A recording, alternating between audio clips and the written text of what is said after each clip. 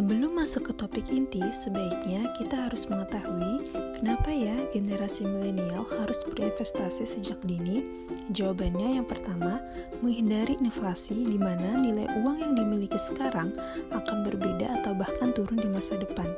Yang kedua, menambah sumber penghasilan karena adanya perputaran uang atau pertumbuhan nilai. Yang ketiga, mewujudkan tujuan keuangan karena dapat menghitung dan memperkirakan berapa uang yang akan didapatkan untuk mencapai tujuan di masa depan. Yang keempat, mempersiapkan kehidupan berumah tangga karena dengan adanya investasi sejak sebelum menikah akan meminimalisasi kekhawatiran tentang biaya-biaya. Yang kelima, menjadikan uang produktif agar memaksimalkan kondisi keuangan. Yang keenam, memperkecil risiko terlilit hutang karena dengan adanya investasi mengharuskan kita menyisihkan sebagian pendapatan. Yang keenam, persiapan dana pensiun untuk menghindari sandwich generation agar tidak melibatkan orang lain. Dan yang terakhir, mempersiapkan kehidupan jangka panjang karena hasilnya tidak dapat dilihat langsung untuk mencapai hasil yang memuaskan.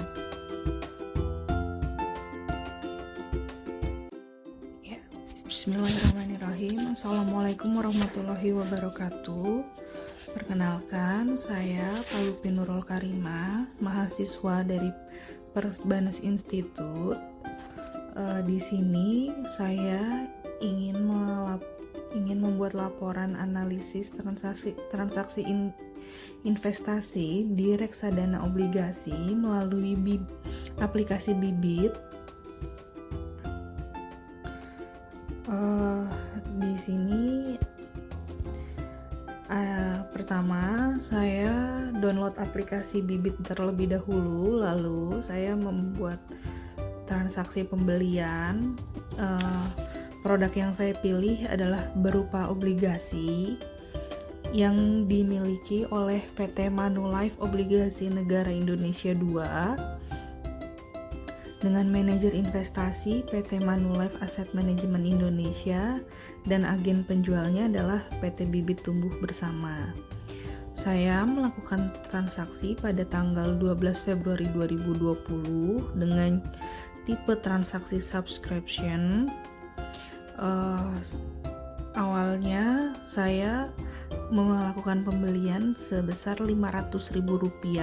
Nah, Rp500.000 tersebut mendapatkan kuantiti sebanyak 209.2374 dengan nilai NAV sebesar 2.389.63. Mengapa saya memilih obligasi? Karena resikonya cenderung rendah dan pendapatannya stabil. Tidak jika ada kenaikan dan penurunan itu drawdownnya tidak lebih dari 1% untuk produk Manulife Obligasi Negara Indonesia ini.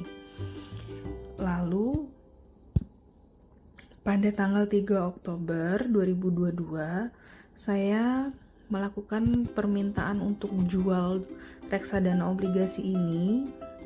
Pada tanggal 3 tersebut terdapat perkiraan nilai jual sebesar 550.472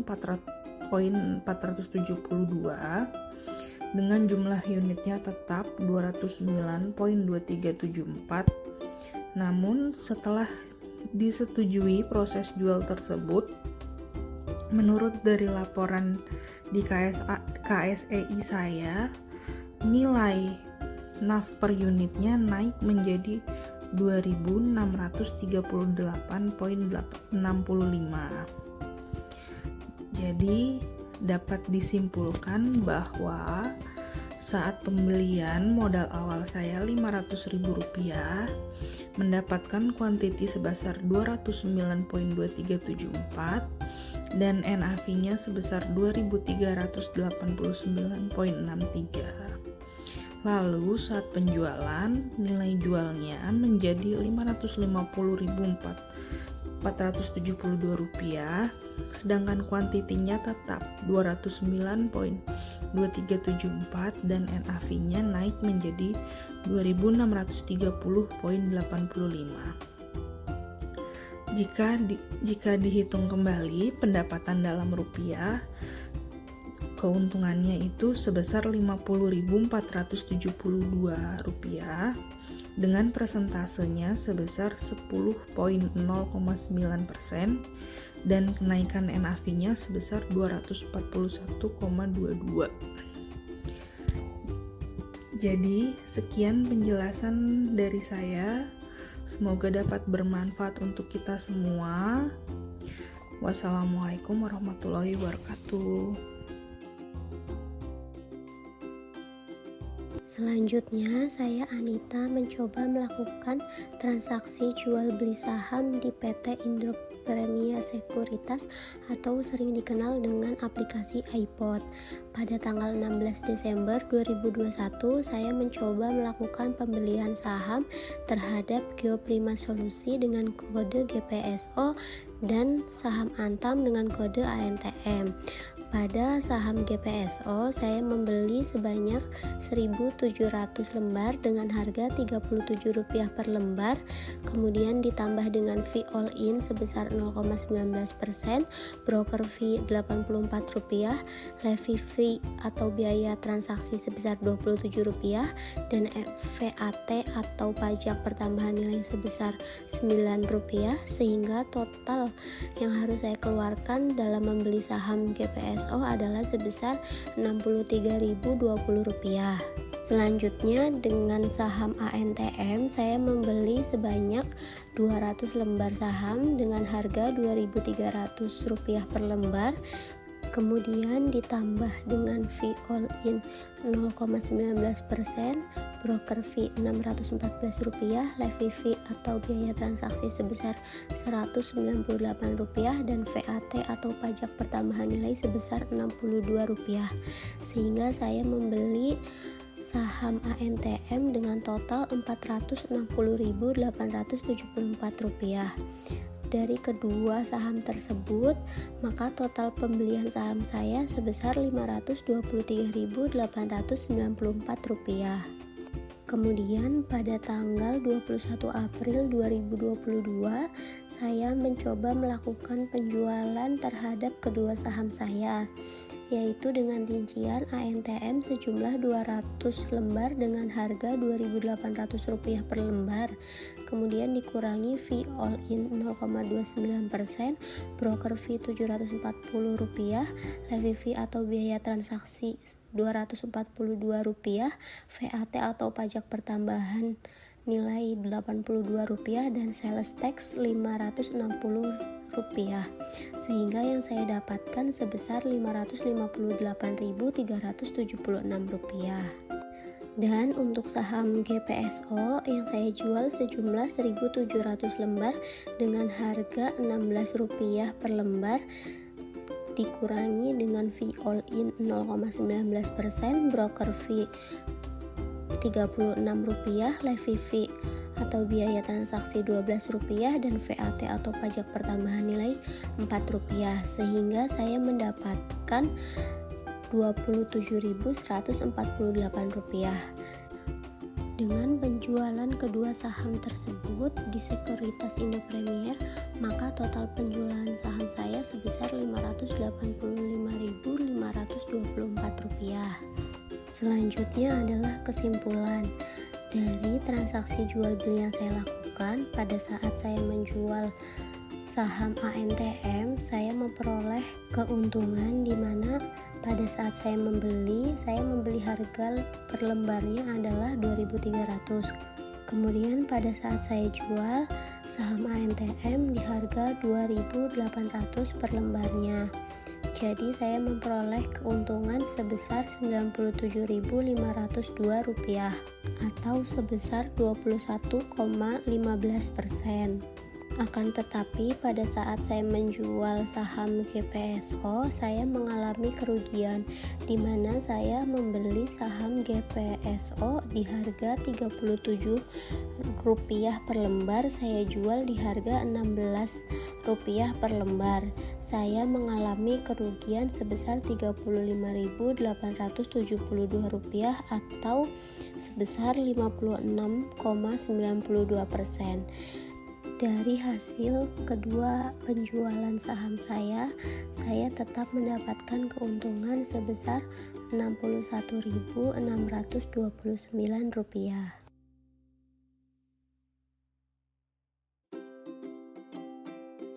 Assalamualaikum warahmatullahi wabarakatuh. Perkenalkan, saya Haneng Rizky Haryono dari kelompok 2 Sekuritas Derivatif. Saya mahasiswa Perbanas, Jakarta. Di sini saya akan menjelaskan tentang laporan menganalisa reksadana saham. Bagaimana sih memilih reksadana yang cocok?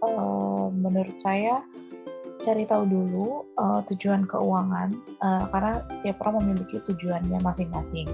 Setelah kita mengetahui bagaimana tujuan keuangan yang cocok untuk kita, lalu kita bisa memilih untuk jangka waktu tujuannya. Yang pertama itu bisa melihat dari reksadana pasar uang.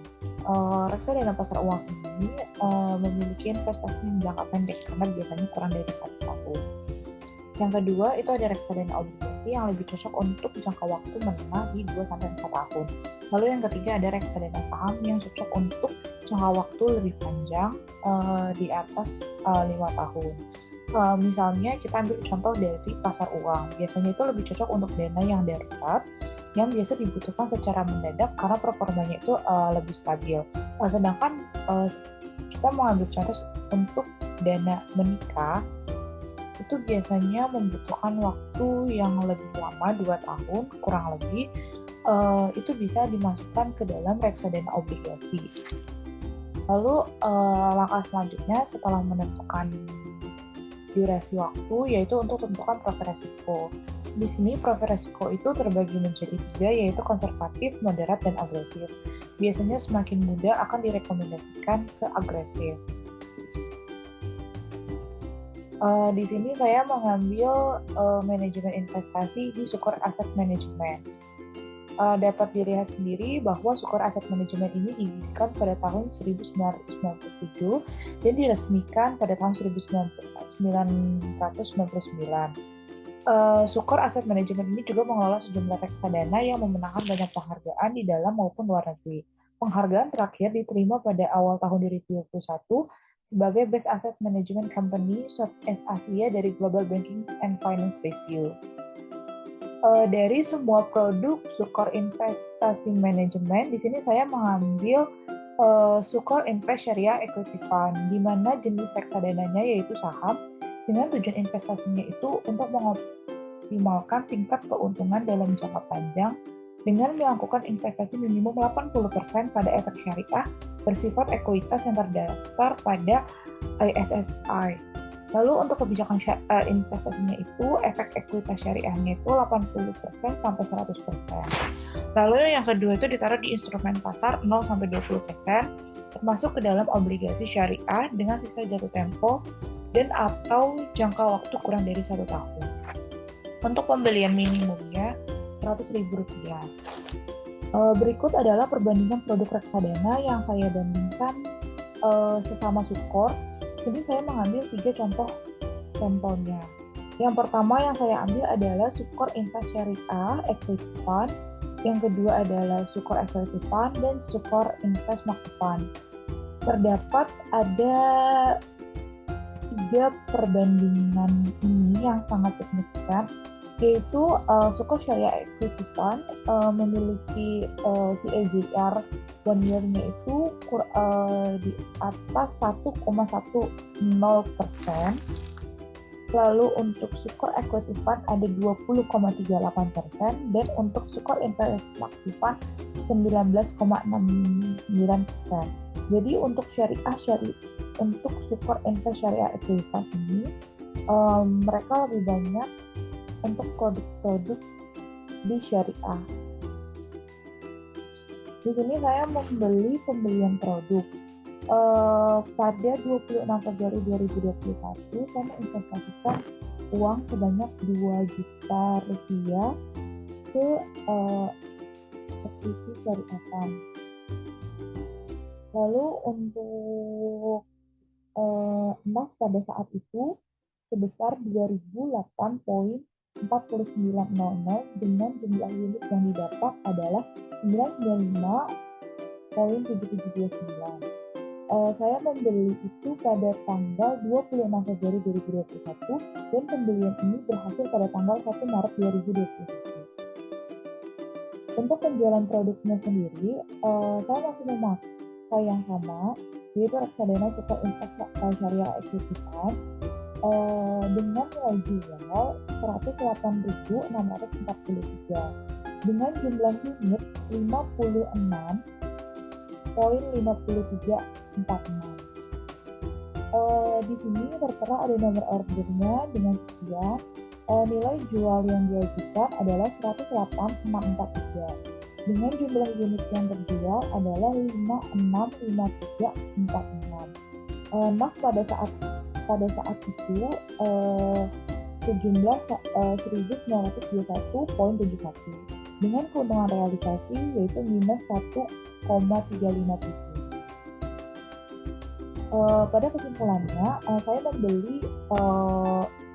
saya membeli produk tersebut pada tanggal 26 Februari 2021 dengan modal awal 2 juta rupiah, mendapatkan jumlah unit 995,7729 unit. Dengan nas pada saat itu adalah 2008.4900 dan saya menjualnya pada tanggal 16 Juni 2021 dengan nilai jual 108.643. Jumlah unit yang didapatkan adalah 56,5346 unit. Dengan NOK pada saat itu adalah 1921.71. Maka keuntungan realisasi adalah minus 1.357. Sekian dari presentasi saya. Terima kasih.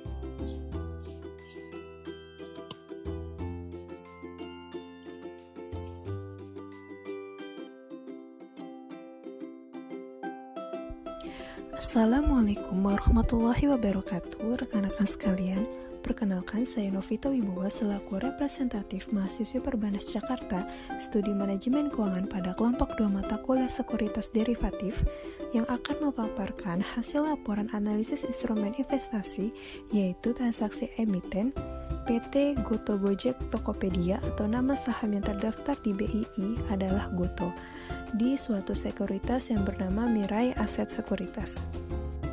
Selanjutnya, alasan saya melakukan investasi pada saham adalah saat ini saya telah menyadari bahwa harus tetap mempersiapkan tabungan jangka panjang demi masa depan.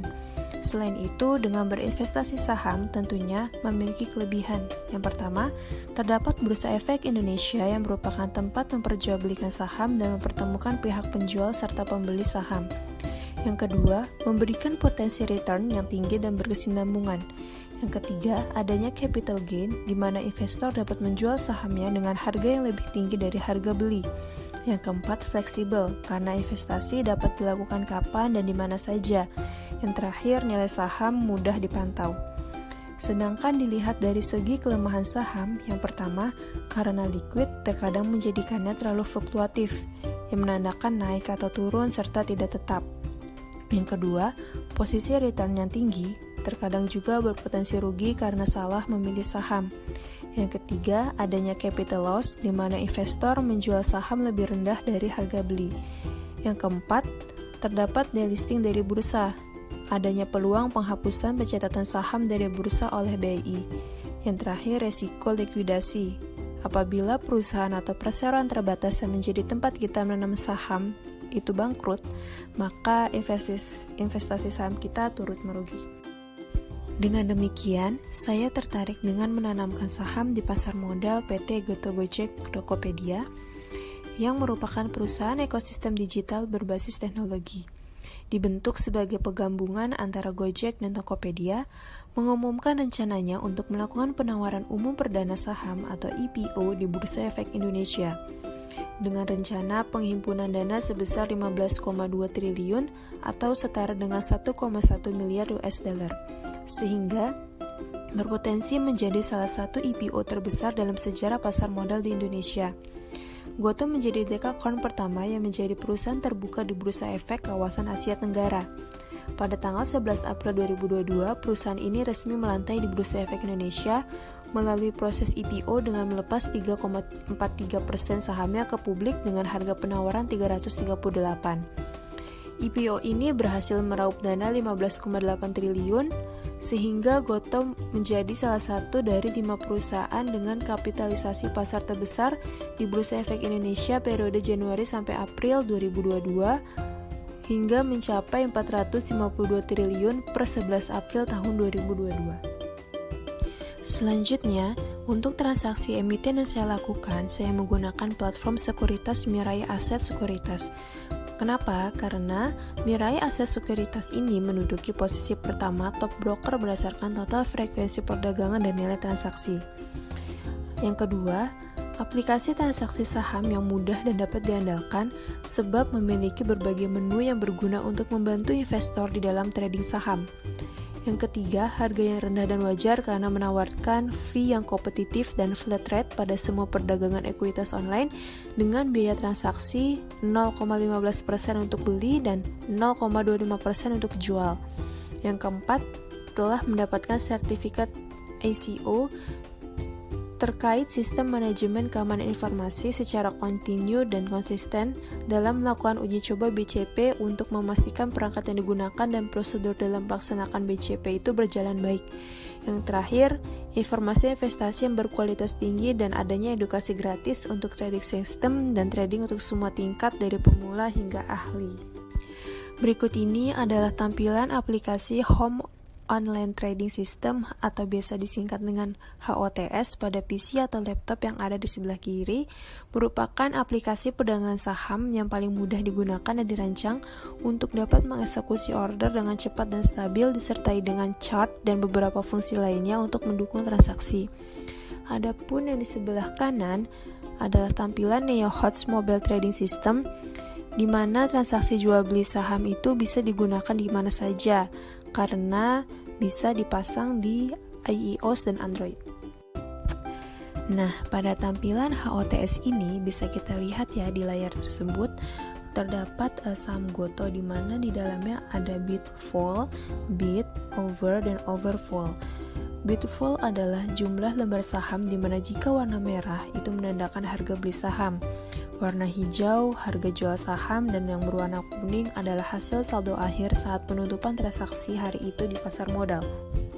Adapun analisis teknikal yang menunjukkan performa Gotoh dari bulan April sampai dengan Oktober tahun 2022 menggunakan indikator analisis Bolling Bonds dipandukan dengan moving average. Saat ini moving average 10 yaitu harga rata-rata harian 10 hari terakhir masih di atas harga rata-rata harian 5 hari terakhir. Tetapi jika MA10 memotong MA5 dari atas ke bawah bisa dikatakan sebagai dead cross, maka potensi saham Gotoh akan mengalami tekanan jual.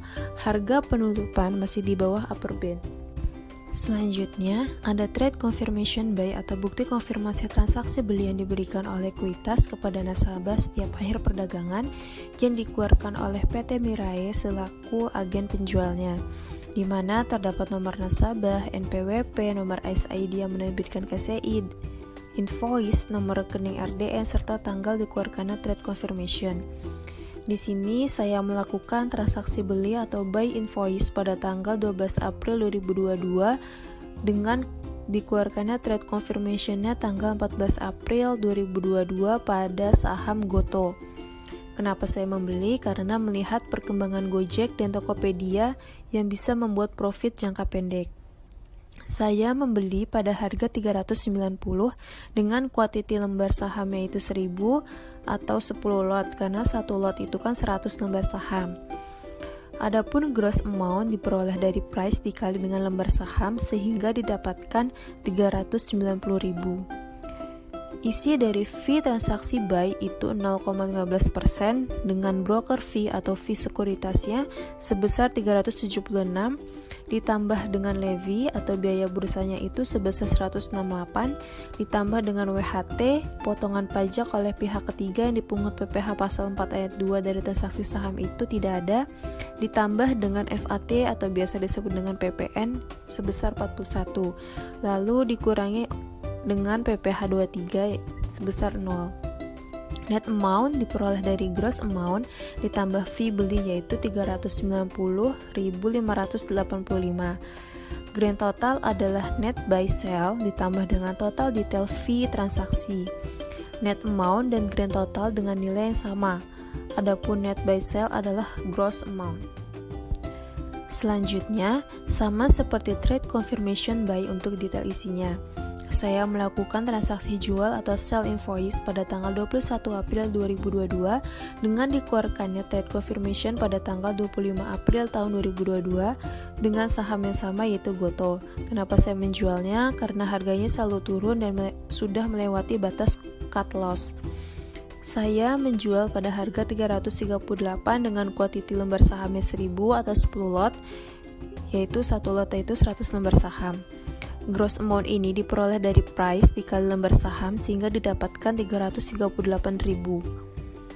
Isi fee transaksi sell itu 0,25% dengan broker fee atau fee sekuritas itu sebesar 327 ditambah levy, biaya bursanya itu sebesar 145 ditambah WHT-nya itu potongan pajak oleh pihak ketiga yang dipungut PPh pasal 4 ayat 2 dan transaksi saham itu sebesar 338 ditambah FAT atau PPN itu sebesar 35 dan dikurangi dengan PPh 23-nya itu 0. Net amount diperoleh dari gross amount ditambah fee sell yaitu 337.155. Grand total adalah net buy sell ditambah total detail fee transaksi. Net amount dan grand total dengan nilai yang sama. Adapun net buy sell adalah gross amount, pencairan dana akan masuk ke RDN dalam waktu maksimal 7 hari bursa setelah transaksi. Dengan demikian, setelah dilakukannya proses pembelian dan penjualan, tentu akan mendapatkan gain or loss. Berikut adalah bukti laporan setelah dilakukannya penjualan atau pembelian saham Goto yang sudah saya lakukan, di mana gross adalah realisasi keuntungan atau kerugian yang belum dipotong fee transaksi, sedangkan yang net sudah dipotong transaksi. Pada saham Goto, transaksi harga saham penjualan yaitu 338 dan harga saham pembeliannya sebesar 309. Selanjutnya, jika dilihat dengan menggunakan analisa fundamental yaitu dari sisi laporan posisi keuangan PT Goto Gojek Tokopedia atau Goto kuartal pertama tahun 2022, total aset mengalami penurunan, sedangkan liabilitas dan ekuitasnya mengalami kenaikan sehingga mempunyai total yang sama dengan aset. Berikut adalah laporan laba rugi PT Goto Gojek Tokopedia kuartal pertama tahun 2022, di mana jumlah laba rugi komprehensifnya itu sebesar Rp6.573.549 yang mengalami kerugian sama seperti periode yang sama di tahun yang berbeda. Terakhir, ini adalah portofolio kepemilikan emiten saya per tanggal 30 September tahun 2022. Aset cash adalah dana yang terdapat di RDN dengan total ini sebesar 57.585. Saya masih memiliki saham ANTM dan PTPP. Pada laporan ini menampilkan posisi kas nasabah dalam transaksi di pasar reguler. Maka based on settlement ini adalah lamanya investor beli akan menerima saham pada 3 hari bursa setelah transaksi. Lalu pada kolom based on trading ini adalah posisi kas nasabah hari ini, sedangkan kolom PST plus or minus adalah harga market saat ini yang turun. Sedangkan pada kolom PCT adalah persentase potensial keuntungan pada harga las tersebut, di mana kedua saham ini mengalami kerugian. Sedangkan pada bonds saya tidak melakukan transaksi tersebut. Sekian penjelasan laporan analisa emiten yang sudah saya lakukan dan jelaskan. Kurang lebihnya mohon maaf. Mulailah berinvestasi sejak dini untuk memupuk keuntungan di masa mendatang. Semangat cuan. Wassalamualaikum warahmatullahi wabarakatuh. Terima kasih.